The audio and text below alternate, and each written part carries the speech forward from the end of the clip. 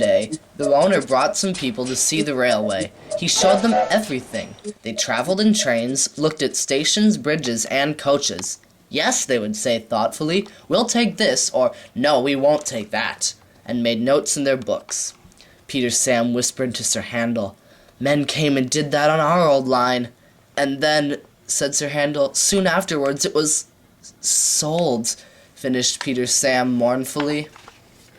Peter Sam didn't say any more. He wanted to cry. The other engines were sad too. What's the matter with you all? Said his driver one day. You look like dying ducks. We don't want to be sold, said Peter Sam miserably. Sold? The driver was surprised. To who? Those people who came and talked about taking things. You silly engine, his driver laughed. They're not going to buy us. They're going to take our pictures on television. And he tried to explain what that meant. Not going to be sold, not going to be sold, sang Peter Sam. He could hardly wait to tell the others. He told them about television as well, and they were pleased, all except Sir Handel. I don't hold with it, he grumbled. Vulgar, I call it. Fancy trasping about, making an exhibit of yourselves. I won't do it, I tell you. Tell 'ee something, indeed. Just let the thin controller come here, I'll tell him something. Skarloey said nothing. He just winked at Peter Sam. But the next day, when the thin controller did come, he explained about the television, and Sir Handel kept strangely quiet. Now, said the thin controller at last, I want every engine to take part. I don't feel well, quivered Sir Handel.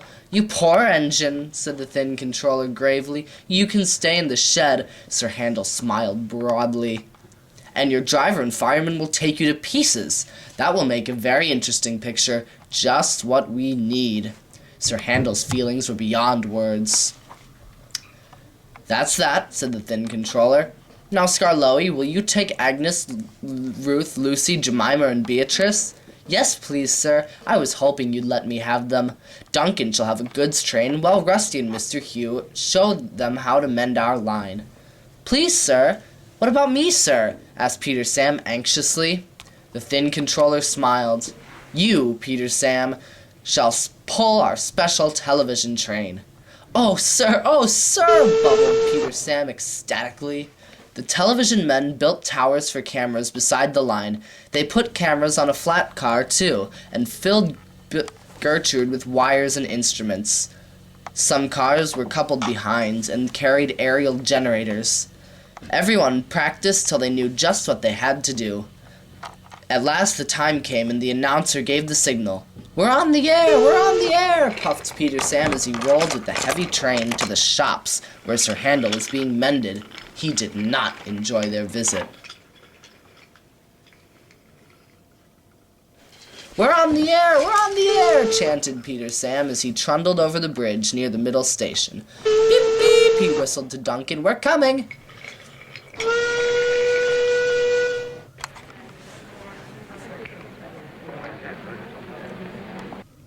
The announcer talked to Duncan, and then they puffed away to the quarry where Rusty and Mr. Hugh were working.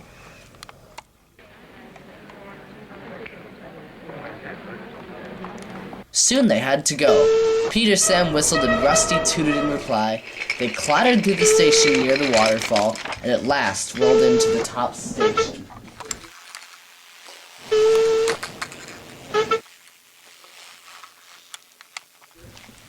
Sir Topham Hatt climbed down.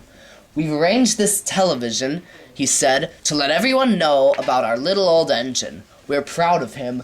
95 years old and as good as new. There's nothing like him anywhere. 3 cheers for Skarloey. Beep, beep, beep, whistled Peter Sam, and everybody joined in. Skarloey smiled. I'm very glad to be home again. Thank you, sir, and thank you all for the nice surprise. Now I'll surprise you. Listen, when I was being mended in England, I found my twin. Sir Topham Hatt stared. Is there really another engine like you?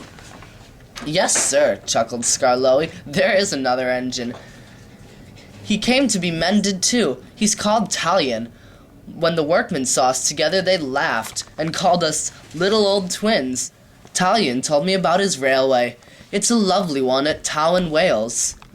Well, sir, They mended both of us and sent us home, but I often think of Talion. He's 95 years old too, just like me. Please go to see him, all of you, and wish him dry rails and good running. From Skarloey, his little old twin.